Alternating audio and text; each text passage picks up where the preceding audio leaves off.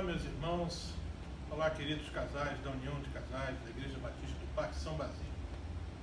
Estamos hoje aqui para falarmos do tema As Bem-aventuranças no Casamento. Jesus, no Sermão do Monte, falou sobre as bem-aventuranças, que definem o caráter cristão de cada um de nós.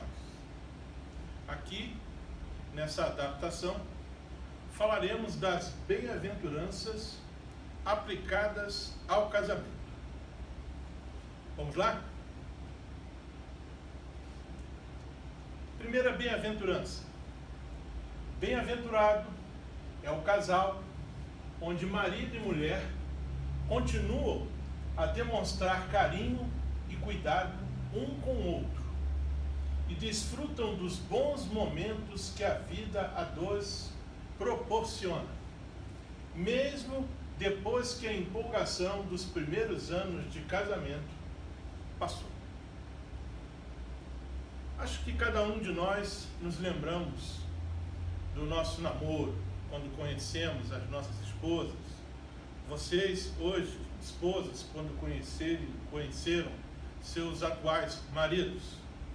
Naquela época, o cuidado, o carinho, o desejo de estar juntos era muito grande. A gente não via passar a hora para poder se encontrar. Naquele namoro, beijos, abraços, carícias, e cada um de nós querendo demonstrar para o outro o que havia de melhor em nós. A empolgação no sentido de convencer: eu sou o marido perfeito para você, eu sou a esposa perfeita para você. Tudo isso cercado de muitas palavras carinhosas, de muitos carinhos, de muito cuidado, de muita gentileza, de muita delicadeza. Depois vem o noivado e em seguida o casamento. Conforme os anos de casamento vão se passando, alguns casais vão perdendo essa empolgação, vão perdendo essa capacidade de demonstrar carinho, afeto, amor, cumplicidade. E, diante dos problemas que normalmente são oriundos do casamento, as ansiedades, alguns com enfermidades, o emprego, as finanças, e aí toda aquela demonstração de carinho e cuidado vão ficando de lado. Passamos para uma relação de rotina, onde acorda-se sem sequer dar um beijo, um abraço, despede-se para o trabalho, para a escola da mesma maneira, chega em casa da mesma maneira, cada um preocupado com as suas atividades, com as suas responsabilidades, menos com a responsabilidade de proporcionar e demonstrar o carinho e o cuidado. Porque isso aí, quem desfruta de bons momentos na vida, independente de 5, 10, 15, 20, 50 anos de casamento. Salomão, no livro de Eclesiastes, nos diz o seguinte, no capítulo 9, verso 9: desfrute a vida com a mulher a quem você ama. Eu vou parar aqui. Salomão foi um rei, filho de Davi, e ele passou por 3 períodos distintos em sua vida. O primeiro período do seu reinado foi muito próspero, muito profícuo. Deus perguntou a ele o que ele queria, e ele disse que queria sabedoria. Ou seja, já era sábio, porquanto pediu o que havia de complementar todas as outras coisas em sua vida. E os primeiros anos foram de obediência, cumprindo a vontade de Deus com a sabedoria que Ele lhe deu. Na segunda metade da sua vida, começou a se desviar. Já ouvi alguém dizendo que Salomão não era tão sábio assim, principalmente porque teve 700 esposas e 300 concubinas. Bem, Salomão, ele tinha sabedoria. Às vezes nós temos algo, mas não exercemos esse algo. Ele, inclusive, se desviou de Deus, influenciado por muitas destas princesas que se tornaram suas esposas, de outros reinos, que tinham outros deuses, e o levou até a idolatria. Mas na terceira e última parte da sua vida, quando ele escreveu o livro de Eclesiastes, conhecido como livro do pregador ou do professor, justamente porque ele está agora na idade madura, já idoso, e começa a refletir todos os seus atos desde a juventude. Logo no início do livro de Eclesiastes, os irmãos poderão ver que ele fala que ele buscou alegrias, prazeres, satisfação em tantas coisas, mas todas essas coisas se tornaram inúteis. Buscou satisfação nos banquetes, nas festas, nas bebidas, nos grandes empreendimentos, na construção de grandes plantios, de vinhas, de agricultura, de prédios, de palácio, riquezas, música e sexo. Se há alguém na Bíblia que a gente pode dizer que talvez tenha sido aquele que teve o maior número de esposas, pelo menos declarada, foi Salomão. Mas é interessante que agora, nesse período, quando ele reflete por tudo isso, ele nos diz o seguinte: desfrute a vida com a mulher a quem você ama. Está no singular. A gente só pode amar uma mulher. A mulher só pode amar verdadeiramente um homem. Isso falando no sentido conjugal. E é isso que ele chegou à conclusão. Com certeza, ele amou alguém. E ele agora, baseado nas suas experiências, nas suas frustrações, nas suas experiências que se tornaram inúteis, ele agora nos aconselha, com sabedoria: desfrute a vida com a mulher a quem você ama. Todos os dias desta vida sem sentido, que Deus dá a você debaixo do sol. Aqui na terra, Paulo, na primeira carta aos Coríntios, falando sobre casamento, ele diz o seguinte: seria bom que você permanecesse como eu, ele, Paulo. Não que ele fosse contra o casamento, mas ele queria se dedicar exclusivamente ao serviço do reino de Deus. Então, ele optou por não casar.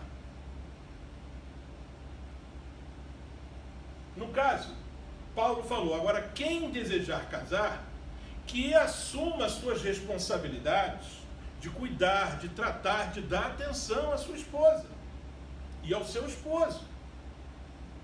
Por isso, bem-aventurado aquele casal que mantém a chama acesa do cuidado, do carinho, do amor, principalmente nesses momentos que estamos vivendo, nesse mundo, com tantas corrupções, com tanta mentira, com tanta apologia ao divórcio, com tanta apologia à homossexualidade e tantas práticas que Deus condena. Por isso, bem-aventurado esse casal.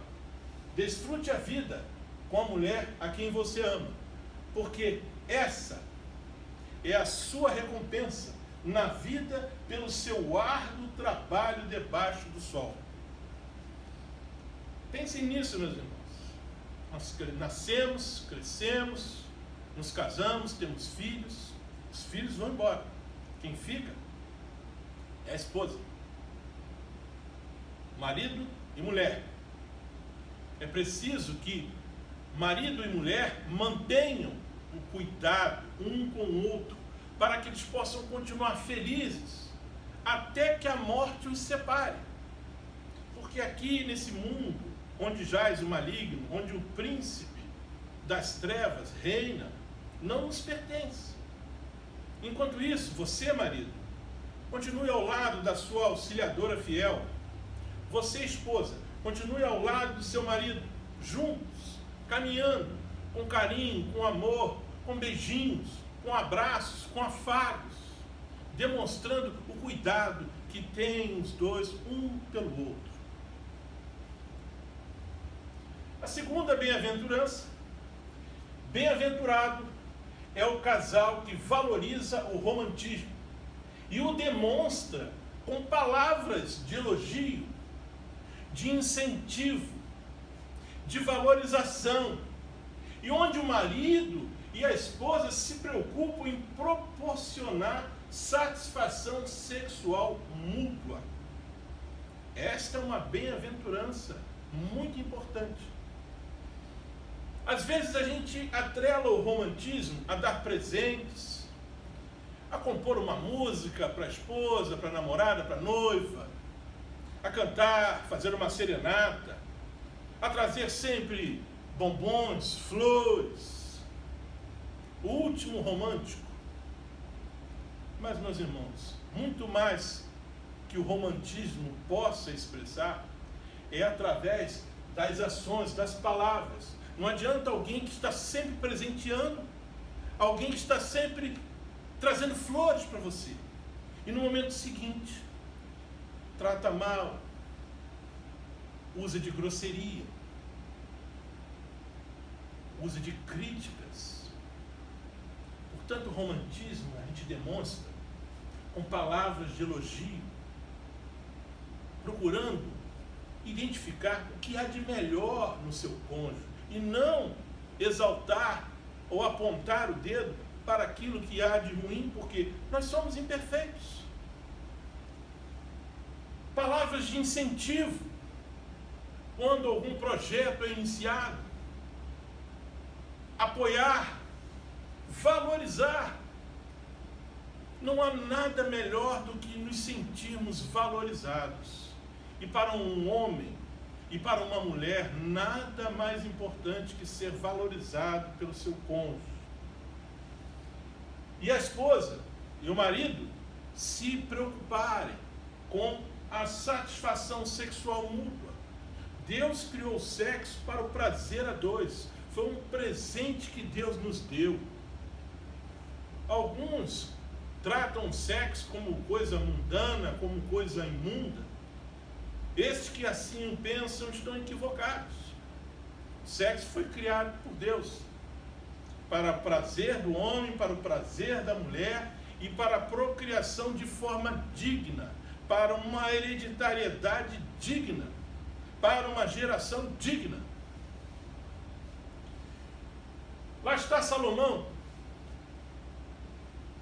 dizendo-nos, fazendo declarações, talvez àquelas mulheres, aquelas princesas, ou talvez a mulher que ele realmente amava: como você é linda, como você me agrada, ó, o amor e as suas delícias.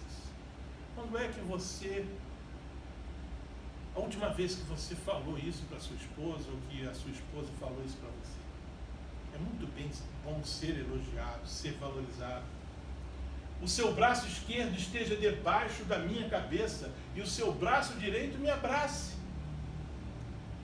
Quantos casais que não se abraçam há tanto tempo? Mas não é um abraço de feliz aniversário, um abraço de amigo. É um abraço de marido e mulher. É um abraço de união. É um abraço de se tornar um. O meu amado falou e me disse: levante-se, minha querida, minha bela, e venha comigo. Dá para se entender nas entrelinhas aonde esse Salomão queria levar a sua querida. O marido deve cumprir os seus deveres conjugais para com sua mulher, e da mesma forma a mulher para com seu marido. Os deveres conjugais se relacionam com o sexo. com a proporcionar prazer ao marido e à esposa. Não se recusem um ao outro, exceto por mútuo consentimento. Algum problema, alguma enfermidade, algum momento que está passando e que cheguem ao consenso juntos, mas logo depois devem retomar para que não caiam em tentação.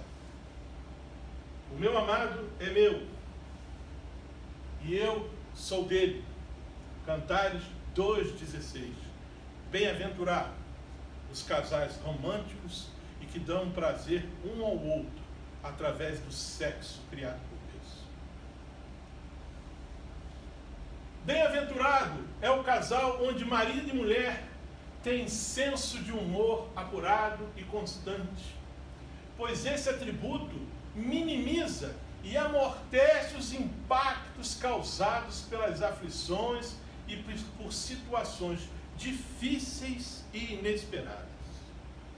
Quem não passa por situações difíceis, por aflições, por situações difíceis e inesperadas no casamento?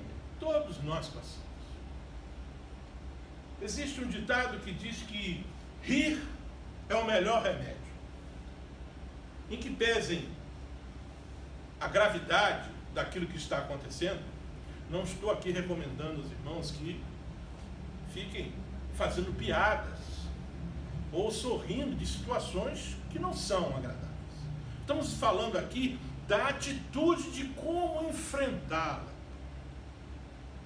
Se você maximizar o mau humor, se você maximizar a sua aflição, o seu nervosismo, nada disso vai ajudar a resolver os problemas.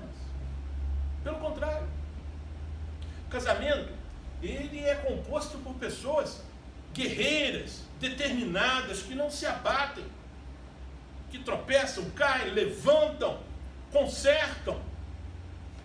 Por que não adicionar o bom humor? O mau humor, ele é tóxico.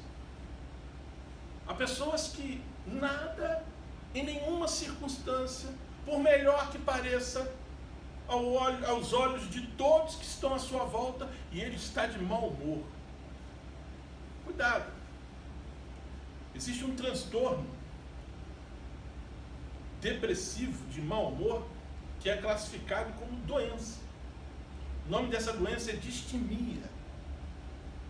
Se você perceber que você está se enquadrando nessa situação, você precisa procurar ajuda médico-psicológica.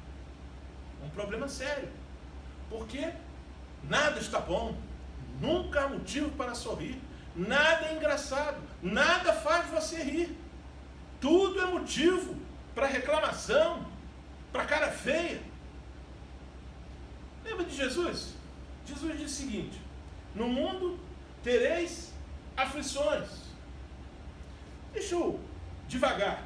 No mundo vocês passarão por situações difíceis e inesperadas.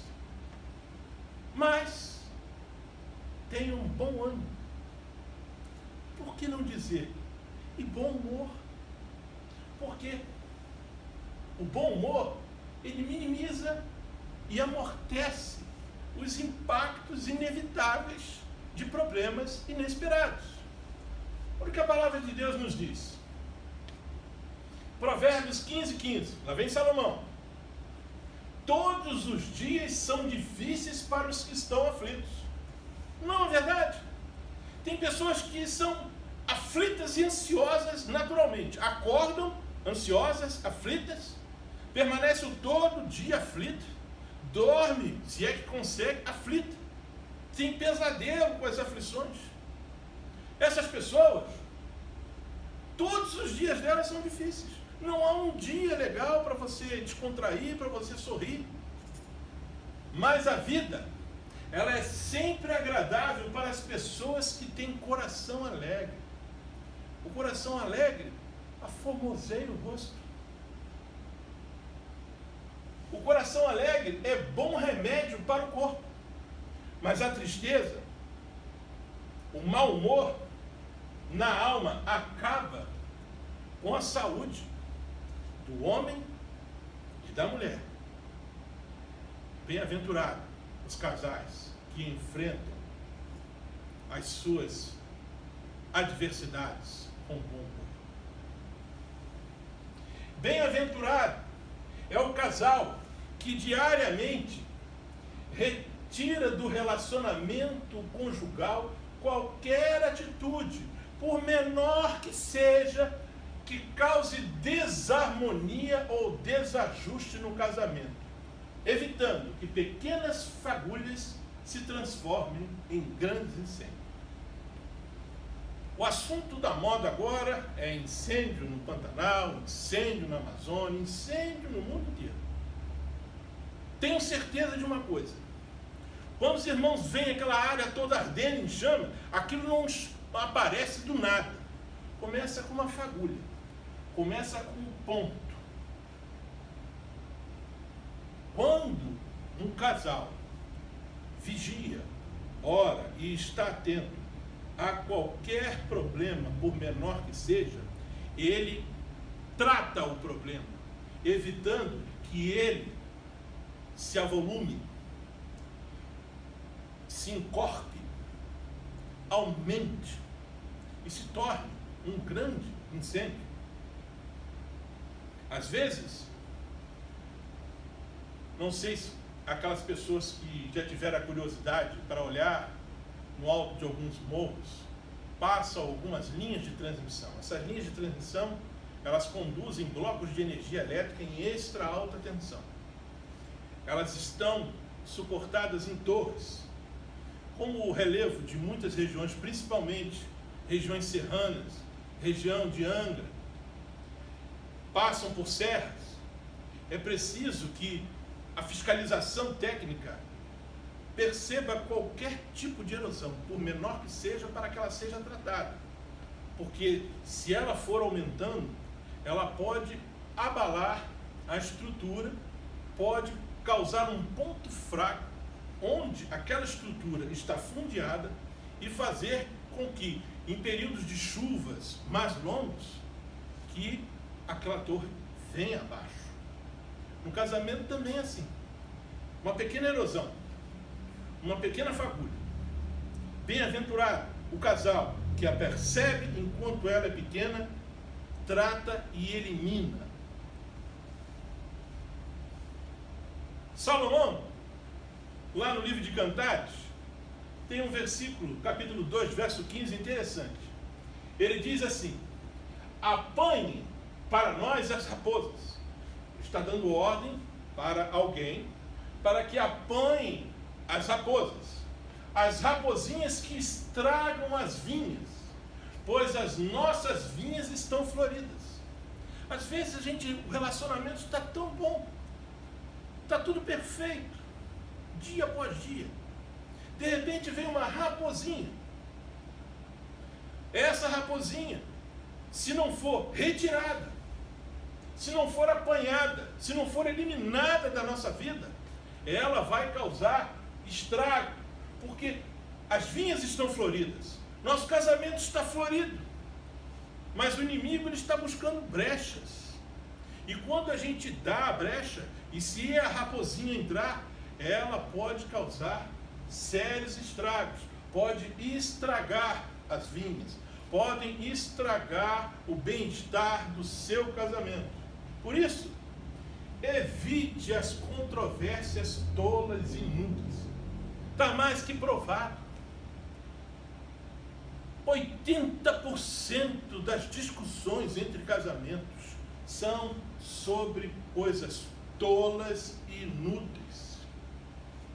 Simplesmente alguém não quer ceder, alguém não quer concordar com coisas que normalmente não vão trazer nenhum malefício ao casamento. Mas nós transformamos essas controvérsias tolas e inúteis, que são as pequenas fagulhas, que são as raposinhas, em bando de raposas, num incêndio florestal.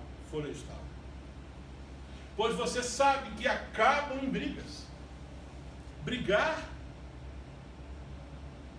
por roupa jogada no chão, por papel higiênico, por escova de dente, por pasta de dente, por cotonete, por alguma coisa que desarrumou. Bem-aventurado os casais que não se atêm a esses pequenos detalhes e não transformam isso em brigas. Não deixem que o sol se ponha com vocês ainda irados. Resolvam isso logo.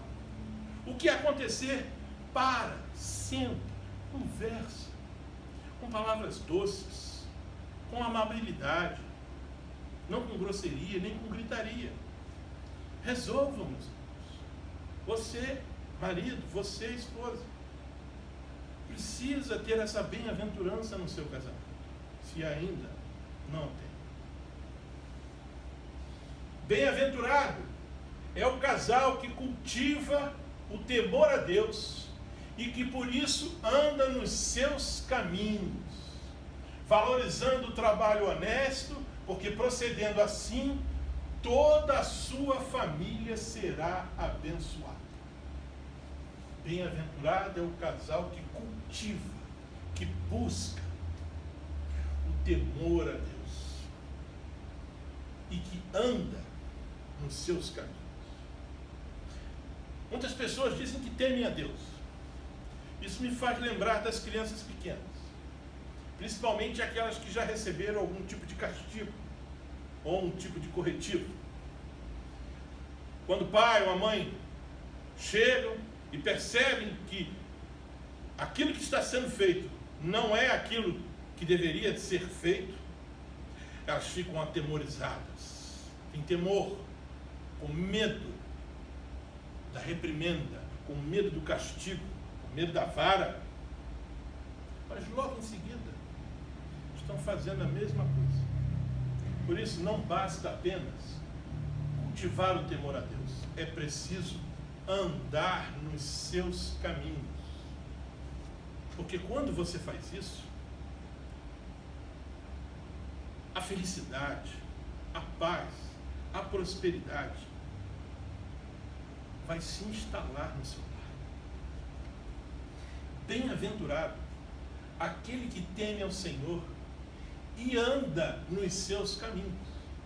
A gente precisa falar sempre o versículo completo, porque se eu complemento, temer ao Senhor e andar nos seus caminhos. Quem assim faz, do trabalho árduo de tuas mãos comerás. Não vai precisar de coisas erradas, de falcatruas. Não vai precisar se envolver em corrupção, em coisas ilícitas. Não. Trabalho árduo. Com o suor do teu rosto comerás o pão. Assim Deus determinou. Lembra? E feliz serás, e tudo te irá bem. Há uma versão que diz que será feliz e próspero o homem que teme ao Senhor e anda nos seus caminhos. Um casamento onde os cônjuges temem ao Senhor e andam nos seus caminhos será feliz e próspero. A teoria da prosperidade humana, muito divulgada na mídia, em outros locais inadequados, fala que a prosperidade está relacionada ao dar. Você dá alguma coisa e aí você recebe. Quanto mais você dá, mais você recebe. Essa é a teoria humana da prosperidade, a qual eu refuto, e que está coroada de equívocos. Agora, a verdadeira teoria da prosperidade está aqui. Temer ao Senhor e andar nos seus caminhos. Quem assim o faz será feliz e próspero. Além disso, para esse homem, a sua esposa, no interior de sua casa, será como uma videira frutífera, e seus filhos como rebentos da oliveira, à roda da tua mesa. Bem-aventurados os casais que temem ao Senhor e que andam nos seus caminhos.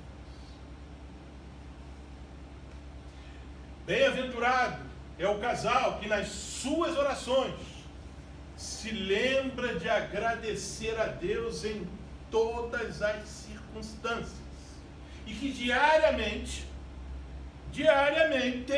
todo dia, separa tempo para orar e ler a Bíblia juntos. Queridos, a Bíblia nos exorta a orar continuamente, nos exorta a dar graças em todas as circunstâncias. Ao nos determinar isso, ela vai nos trazer a bem-aventurança no casamento, quando marido e mulher assim procedem.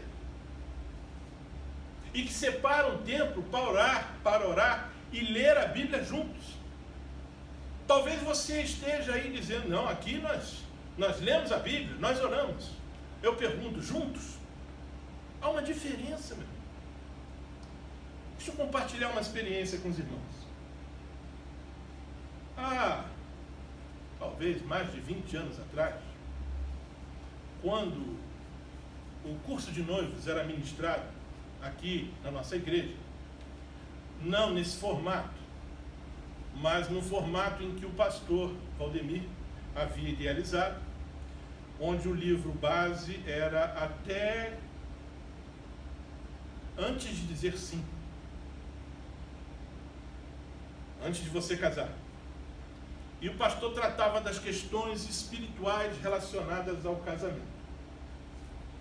Gilberto fazia palestras sobre as questões financeiras. Eu e Edmar falávamos, Edmar para as mulheres e eu para os homens, para os noivos, para as noivas. E engraçado, depois a gente juntava. E uma vez eu fiz a seguinte pergunta para todos os cartazes. E aí eu perguntei para eles, vamos ver como é que vocês estão procedendo aí como noivos.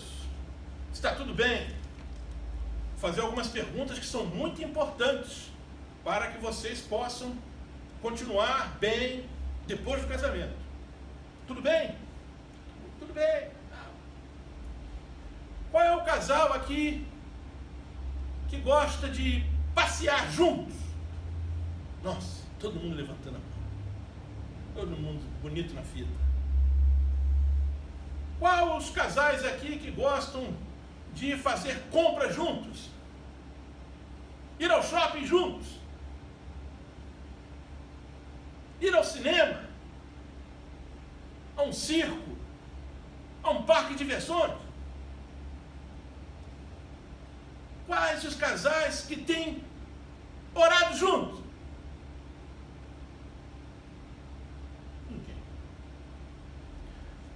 Alguém ainda me disse, mas isso daí nós pretendemos fazer quando nos casar.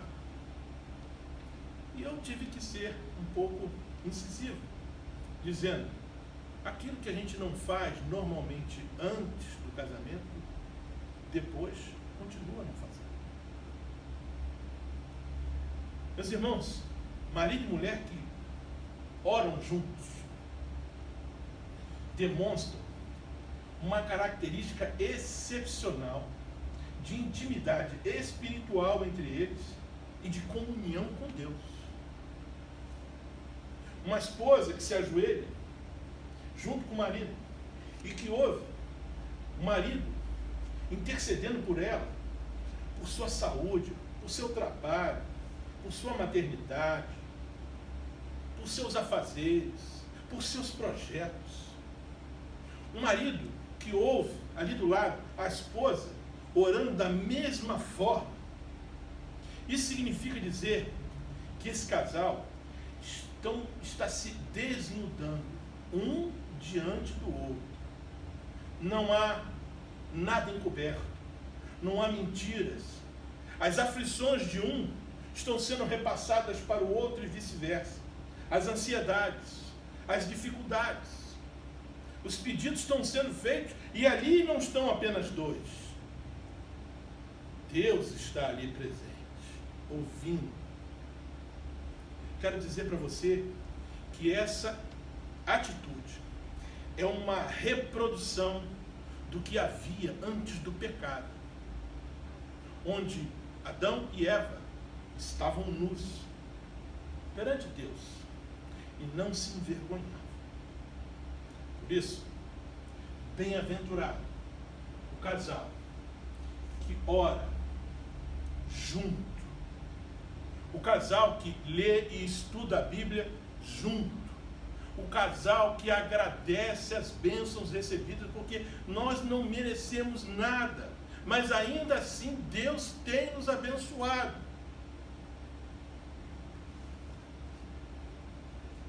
1 Tessalonicenses 5, 17, 18 e Colossenses 3, 16. Vamos lá. Primeiro, orem continuamente. Orem sem cessar. Orar sem cessar não é passar o dia inteiro de joelho dentro de um quarto orando. É manter o seu espírito em oração, em comunhão com Deus, em cada passo que você toma, na condução, ao chegar no trabalho, ao almoçar, ao retornar ao trabalho, na escola, ao voltar para casa. Deem graças em todas as circunstâncias, pois essa é a vontade de Deus para vocês em Cristo Jesus. Eu sei que é muito complicado, muito difícil, quando estamos atravessando enfermidades, problemas, desemprego, passando por essa pandemia, e todo dia a gente agradecer a Deus. Mas é essa a vontade de Deus para nós em Cristo Jesus. Por isso, casal, quer ser bem-aventurado? Ore junto, agradeça. Leia a Bíblia junto, porque lendo a Bíblia e estudando a Bíblia, a palavra de Deus vai habitar ricamente no coração de vocês.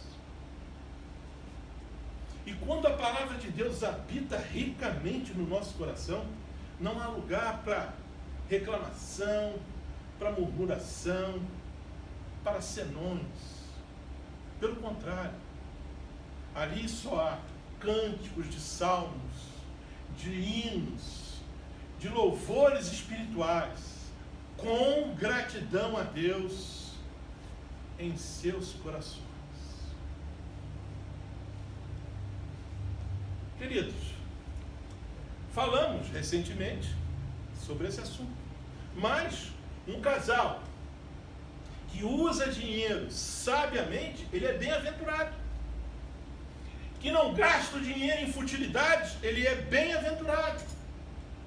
Casal que não compra compulsivamente, é bem-aventurado. Um casal que não se endivida desnecessariamente e que procura economizar, é bem-aventurado. Exerça essa bem-aventurança na sua vida financeira, casal. Porque gastar dinheiro naquilo que não é pão e o seu árduo trabalho naquilo que não satisfaz, por que fazer isso? Isaías está perguntando: por que gastar dinheiro naquilo que não é pão e o seu árduo trabalho naquilo que não satisfaz? Escutem, não apenas ouçam, escutem. Escutem-me e comam o que é bom, e a alma de vocês se deliciará na mais fina refeição. A bem-aventurança financeira. O homem de bom senso, a mulher de bom senso, economiza. Tem sempre bastante comida, dinheiro em sua casa. O tolo gasta todo o seu dinheiro assim que recebe, e vive em dificuldades financeiras e endividado. Bem-aventurado é o casal que se envolve fielmente nos trabalhos da igreja e usa seus dons para a expansão do reino de Deus e para o engrandecimento do Evangelho de Cristo Jesus. Você tem feito isso, meu irmão? Glórias a Deus. Você não tem feito isso? Ore, peça sabedoria a Deus, porque esta bem-aventurança, ela é sine qua non, ela é importantíssima. Deus deu para cada um de nós diversos dons. Dom de tocar instrumento, cantar, falar em público, ensinar, profetizar, tantos dons. Dom da oração. Não existe ninguém privado de um dom que Deus não tenha dado. Procure qual é seu dom, para você se envolver nos trabalhos daqui da nossa igreja. Você já viu quantas atividades nós temos? Nós temos cultos, nós temos uniões de treinamento, nós temos assistência social, nós temos tantas atividades. E eu não estou falando de ativismo. Não adianta você confundir atividades, trabalhos da igreja para a expansão do reino de Deus para atividades. De repente você está envolvido até em algumas atividades. Faça a seguinte pergunta: o que eu estou fazendo? Está contribuindo para a expansão do reino de Deus e para o engrandecimento do Evangelho de Cristo Jesus? Você vai ter a resposta. Valorize, principalmente nesse momento em que estamos atravessando, antes da liberação de tantas atividades, inclusive como o futebol, os índices de assistentes, dos cultos, até da união de casais, estavam em níveis satisfatórios. Agora que voltaram, nós temos percebido uma queda vertiginosa. Quantas pessoas que preparam estudos, que se dedicam, que se debruçam durante a semana, que se deslocam para fazer gravações, para que os irmãos possam se alimentar, para que os irmãos possam aprender, e tão pouco valorizado por uma grande parcela. Não sei, de repente existe alguma animosidade com quem está falando ou deixando de falar. Meu irmão, isso não é cristianismo. O corpo de Cristo, imagine-se você como uma parte, seja da unha do pé aos fios de cabelo. Que parte você desenvolve? Se uma dessas partes não funciona bem, esse corpo vai ter problema. É assim com o nosso corpo, você sabe disso. Quando alguma coisa não está funcionando bem, o cérebro manda logo a notícia. Pode ser dor, desconforto, enjoo, pode ser algo que aparentemente não traga um sintoma, mas que visivelmente é possível identificar ou não. Por isso, meu irmão, você é casal. Família é composta de famílias, meus irmãos. Eu não preciso necessariamente falar para os casais da união. Eu posso falar para os casais da nossa igreja, de que idade forem. Aquele casal que se envolve fielmente nos trabalhos da igreja e usa os seus dons para a expansão do reino de Deus e para o engrandecimento do Evangelho de Cristo Jesus, é bem-aventurado. Identifique aí o que está impedindo você de fazer isso. Com certeza é fácil de identificar.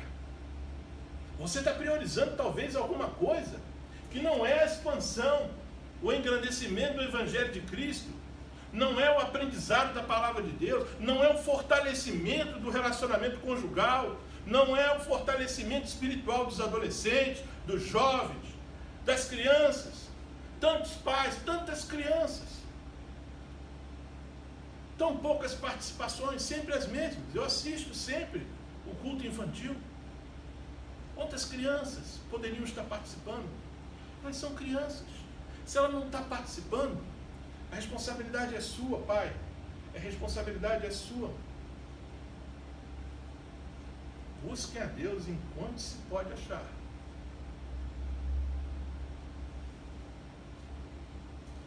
Áquila e Priscila, um casal bem-aventurado, que trabalhava na expansão do reino de Deus. Áquila e Priscila os saúdam afetuosamente no Senhor, disse Paulo. E também a igreja que se reúne na casa deles. A casa deles era uma célula da expansão do evangelho naquela época, em que Paulo fazia missões. Tudo o que fizerem em prol do reino de Deus, façam de todo o coração, como para o Senhor e não para os homens, sabendo que receberão do Senhor a recompensa da herança. Será que você não tem interesse em saber dessa recompensa, dessa herança? É a Cristo, o Senhor, que vocês estão servindo. O que tem impedido você, marido, você, esposa, como casal, de servirem ao Senhor? Bem-aventurado o casal que assim o faz. Pois nós, todos nós, somos cooperadores de Deus. Se você não quiser fazer, Deus vai mover outra pessoa para fazer. Mas você está perdendo o privilégio, a honra de ser um cooperador de Deus. Não sei com quem talvez você esteja cooperando. Não deixemos de reunirmos-nos como igreja. Mesmo nesse momento, nós estamos reunidos em espírito e oração, cada um nos nossos lares, com o trabalho árduo das pessoas que têm se dedicado na mídia. O pastor, já aos 70 anos, gravando vídeos diários, de ânimo, de exortação, coisa que antes não havia. Os irmãos estão percebendo? Olha, como é que uma situação adversa produziu frutos? O culto matutino, o culto de oração, a união de casais, o culto infantil, os adolescentes, os jovens. Segundo o costume de alguns, mas procuremos encorajar-nos uns aos outros, ainda mais quando vocês veem que se aproxima um dia. Meus irmãos, o que está acontecendo isso são sinais de que se aproxima o dia. Não tenha dúvida. Quando Deus permitiu essa pandemia, Ele está dando um recado para mim, para você e para o mundo inteiro, para todos os grandes poderosos de todas as nações. Eu sou Deus. Nesse momento é muito importante que sejamos encorajados, conforme temos sido através de todas essas programações online que a igreja tem disponibilizado. Vamos aproveitar, vamos nos enganjar, vamos participar, vamos valorizar, meus irmãos. Bem-aventurado é o casal que assim procede. Bem-aventurado é o casal em que os cônjuges nunca levantam a voz um para o outro e que fazem o seu lar um lugar onde palavras desencorajadoras são evitadas. Qual tem sido o tom da conversa entre você, marido e mulher? Qual tem sido o tom? De críticas? Ou de encorajamento, de incentivo? De gritarias ou de paz?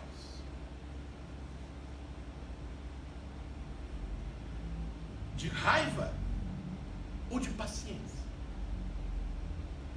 De ódio ou de amor? Qual tem sido o tom da comunicação entre você, marido, e você, esposa? Porque bem-aventurado é o casal que não levanta a voz, e que faz do seu casamento um lugar onde nenhum tipo de palavra desencorajadora é proferida. Porque quem é cuidadoso no que fala, evita muito sofrimento.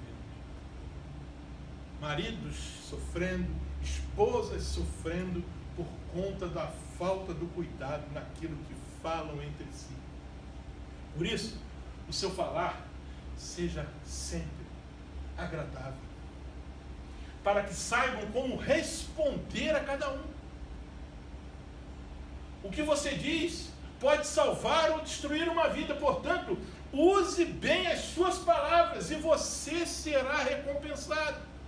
Será recompensado porque o seu casamento será bem-aventurado. Bem-aventurado é o casal que sabe que os pais devem ser honrados, mas mantém sua independência e autonomia conjugal em relação a eles, e que ajusta eventuais diferenças no casamento sem interferência de terceiros. Quando a gente casa, já somos por si só física e emocionalmente diferentes. Homem e mulher são diferentes, vindo de famílias diferentes, com hábitos diferentes, gostos diferentes, culturas diferentes, maneiras diferentes. E aí, no casamento, começa o ajuste. Durante esse ajuste, não pode haver interferência de pai, de mãe, de sogra e de sogro, porque vai impedir um ajuste perfeito. Essas eventuais diferenças vão se ajustar, mas não devem ter a interferência dos pais. Veja, vamos por parte. Por essa razão, o homem deixará pai e mãe. Vou parar aqui. Algumas pessoas, quando me vêm falar sobre esse assunto, costumam perguntar, mas vou abandonar meu pai e minha mãe? Não vou cuidar mais do meu pai e da minha mãe? Não vou visitar mais meu pai e minha mãe? Não vou ligar mais para ele? Não vou mais na casa dele? Ele não vem mais na minha casa? Não estou falando nada disso, querido. A palavra de Deus fala que você tem que deixar pai e mãe. Esse deixar aqui significa deixar físico. Ou seja, quem casa, quer casa, ainda que alugada. Não ficar no mesmo ambiente físico, ir para outro local. Você agora não é mais filho e filha, você é marido e mulher. Então você se desloca, você se afasta para uma outra residência, para uma outra casa. Um deixar emocional. Todas as questões que falamos aqui dos casais bem-aventurados são questões emocionais de relacionamento que devem ser tratadas entre marido e mulher e não envolver pai e mãe. Seja da parte de vocês para com eles ou da parte deles para com vocês. Quando vier da parte deles com vocês, vocês têm que educadamente e com muito amor dizer: pai, mãe, deixa que nós estamos resolvendo o problema.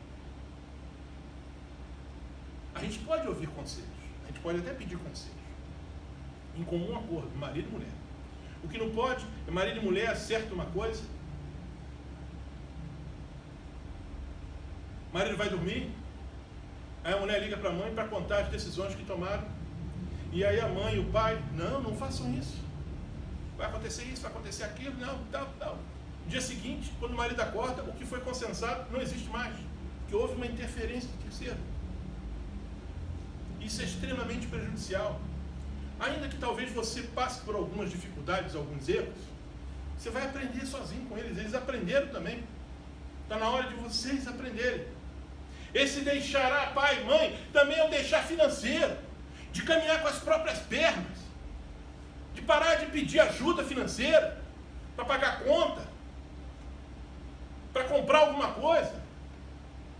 Tirou férias, não tem dinheiro para viajar? Vai no parque, vai no shopping, faz qualquer coisa. E não pedir a pai e mãe Dá de presente uma viagem, me dá isso, me dá aquilo. Gente, deixará pai e mãe. Mas não é deixar de honrar o pai e a mãe. Lembram? Honra teu pai e tua mãe. É o único mandamento com promessa para que se prolongue os teus dias na terra. E ainda assim, Deus disse, deixará pai e mãe. Por acaso Deus é um paradoxo? Por acaso Deus está se contradizendo? A palavra de Deus não se contradiz, meus irmãos. E aí, enquanto você não deixar pai e mãe, você não progride aqui para essa consequência. Porque se você não deixa pai e mãe, você não se une. Se você não deixar o físico, o emocional, o financeiro, você nunca vai se unir. É uma sequência. Primeiro você deixa pai e mãe, para que depois poder se unir. Se você de fato deixar pai e mãe, você vai se unir à sua mulher. E aí, o último e os dois se tornarão uma só carne. Tem casais que não se tornaram uma só carne, não se uniram ainda, emocionalmente, porque não deixaram pai e mãe.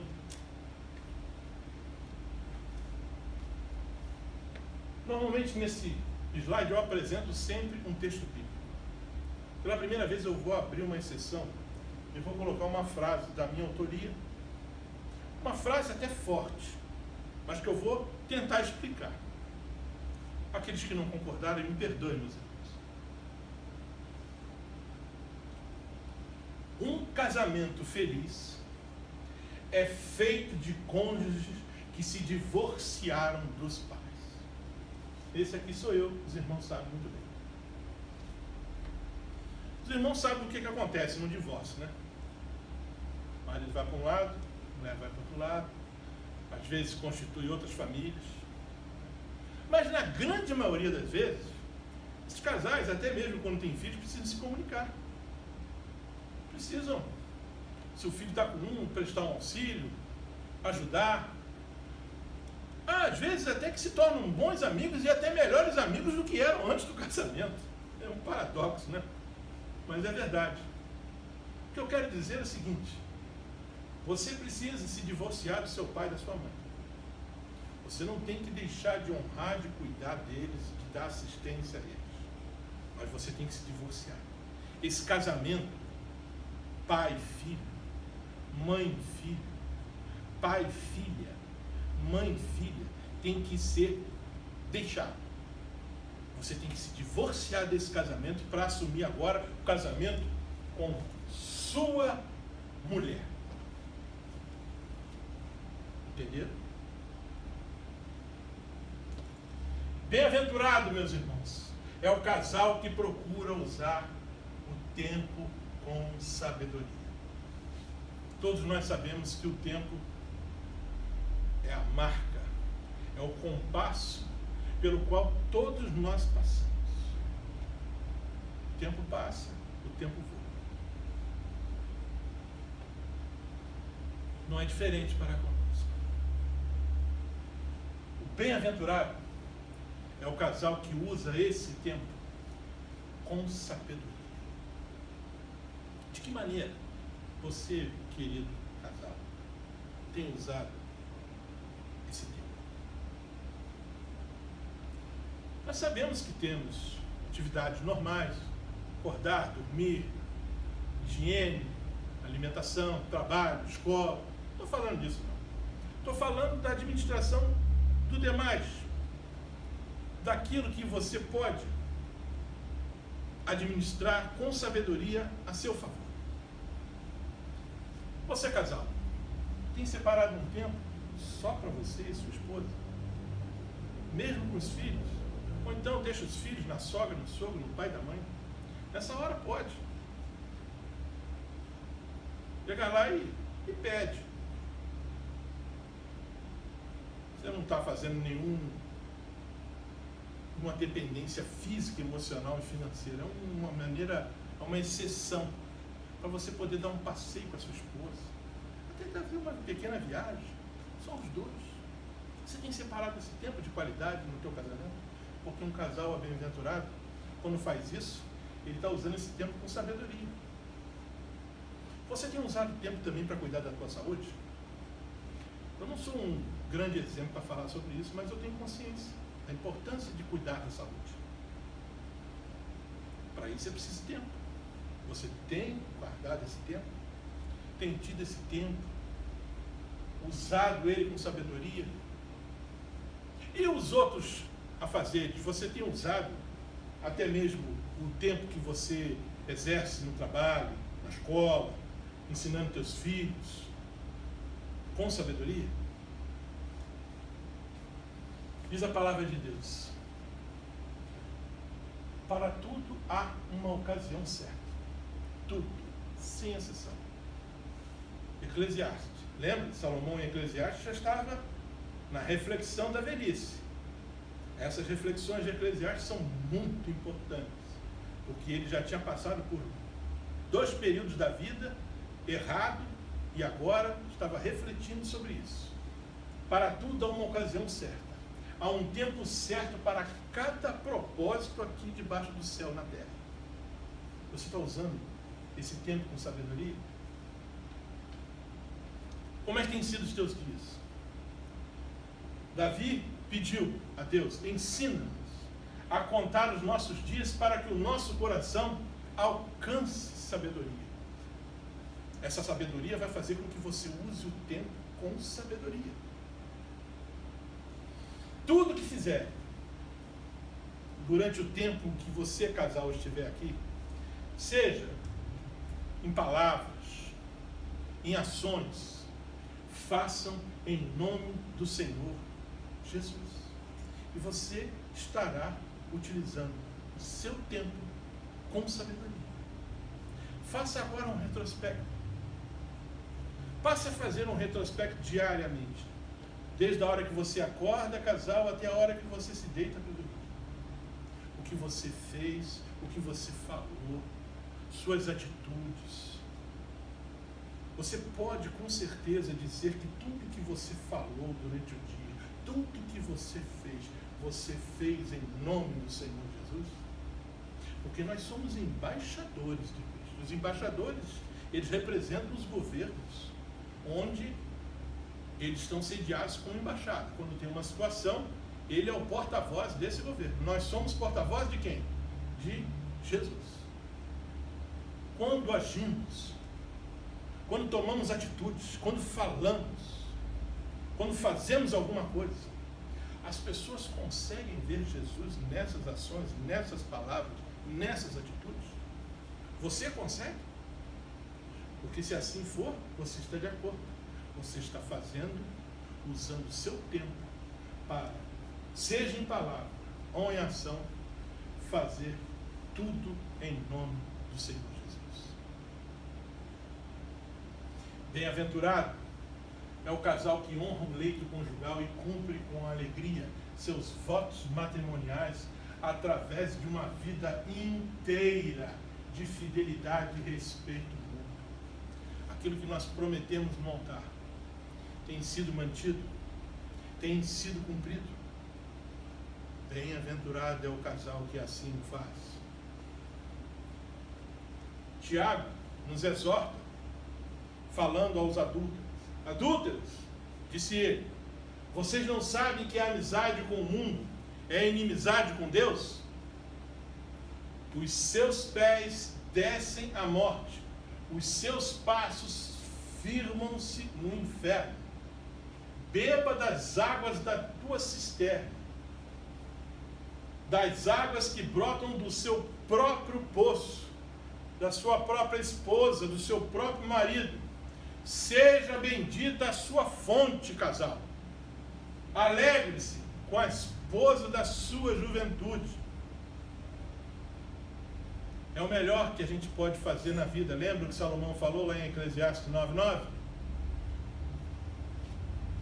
Bem-aventurado é o casal em que o marido e a mulher cumprem seus deveres bíblicos áureos no casamento. Ora, Eduardo, que invenção é essa agora? os irmãos vão lembrar. Aqueles que talvez não saibam, áureo vem de ouro, dourado. Independentemente dos novos metais e pedras preciosas que possam existir, o ouro sempre foi considerado algo de muito valor. Por isso, os deveres bíblicos de grande valor no casamento, os deveres bíblicos áureos no casamento. Na escola dominical tinha um texto áureo, o texto de grande valor daquela lição. Há quem diga que o versículo áureo da Bíblia é porque Deus amou o mundo de tal maneira que deu seu Filho unigênito para que todo aquele que nele crê não pereça, mas tenha a vida eterna. E eu já falei sobre esses textos que são os deveres bíblicos áureos no casamento. Marido, ame cada um a sua mulher. Cada um a sua mulher. Assim como Cristo amou a igreja, ou seja, da mesma maneira, com a mesma intensidade, com a mesma força, com o mesmo sentimento, com o mesmo altruísmo, com a mesma devoção. Foi assim que Cristo amou a igreja. Esse dever áureo do casamento para o homem, ele é bastante pesado. E Paulo nos lançou sobre nós, maridos. Quem ama sua mulher, ama a si mesmo. Ninguém jamais odiou seu próprio corpo, antes o alimenta e dele cuida. Por isso, cuidado, o carinho, o zelo, a honra que nós maridos precisamos dar às nossas esposas. Maridos, sejam sábios no convívio com suas mulheres e tratem-nas com honra. Esta palavra no grego é a mesma, honra que era dada a rainhas, a princesas. Nossa esposa é a nossa rainha, é a nossa princesa, é a nossa auxiliadora idônea. E tratá-la como parte mais frágil. Nós sabemos das fragilidades físicas e emocionais da mulher que precisam ser supridas, abraçadas, cuidadas por nós, maridos. Mulheres, aprendam a amar o marido e a serem sujeitas a seus maridos, a fim de que a palavra de Deus não seja blasfemada. Todas as vezes que a gente sabe o que tem que fazer e não faz, o nome disso todos sabemos, é pecado. A Bíblia diz para as mulheres que é preciso serem sujeitas aos seus maridos, a esses maridos que a amam como Cristo amou a igreja. Sejam submissas ao seu próprio marido como ao Senhor, porque esse como ao Senhor, da mesma maneira com que a mulher deve ser submissa a Deus, ela deve ser submissa ao seu marido. Também é outra grande responsabilidade, esposa. Por isso, quando você não cumpre isso, você está blasfemando contra a palavra de Deus. Assim como também quando o marido não ama a sua esposa, como Cristo amou a igreja, também está cometendo pecado. Esposa, obedeça ao seu marido, pois é o que você deve fazer por ser cristã. Se você se rebela contra seu marido, se você rejeita submissão a seu marido, se você rejeita satisfação ao seu marido, satisfação no sentido de o que eu estou fazendo, o que eu preciso fazer, você não está utilizando o teu tempo com sabedoria. Você não vai poder dizer que o que você está fazendo é em nome de Jesus. Lembra? Portanto, casais bem-aventurados, cumprem os deveres áureos bíblicos do casamento. Amor e submissão.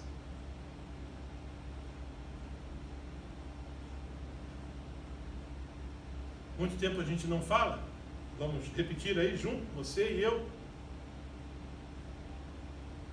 Nesta semana, se vierem as tempestades, as lutas, as perseguições, as tentações, os sofrimentos e os problemas, nos apresentaremos diante de Deus em oração, juntos, marido e mulher.